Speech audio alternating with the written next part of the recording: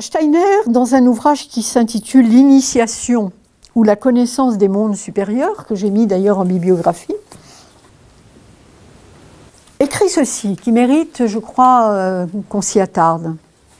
« Celui qui a passé par de telles expériences est souvent, sans le savoir, un initié. Il faut un rien pour ouvrir ses yeux et ses oreilles et faire de lui un clairvoyant, car il ne faut pas oublier que cette épreuve du feu n'a pas pour but de satisfaire la curiosité du candidat. C'est-à-dire qu'on s'y engage en plein et j'allais dire qu'on en prend plein la figure aussi. Certes, il apprend à connaître des vérités extraordinaires dont l'homme n'a d'habitude aucune idée.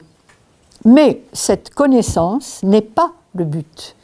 Elle est le moyen qui conduit au but.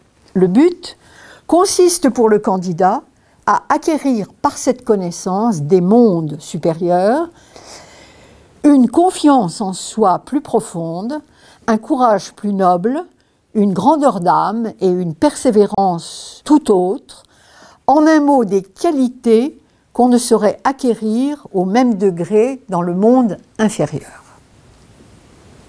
Voilà. Donc je crois que ça résume assez bien ce que je vous ai présenté avec d'autres mots. Et je dirais que c'est là une perspective non seulement très séduisante, mais qui ne me semble pas dépourvue de réalité. Je ne crois pas qu'on peut gommer ça d'un trait en se disant « oui, mais ça, ce n'est pas la vraie initiation ». Je ne vois pas de quoi, de quel droit. Parce que cette perspective fait de l'initiation, je dirais, d'abord un phénomène accessible à toute personne qui accepte de vivre intensément et sincèrement ce que la vie lui impose. Mais je dirais qu'elle fait de l'initiation le point culminant d'une vie que je dirais vécue les yeux ouverts. En empruntant l'expression à Marguerite Yourcenar,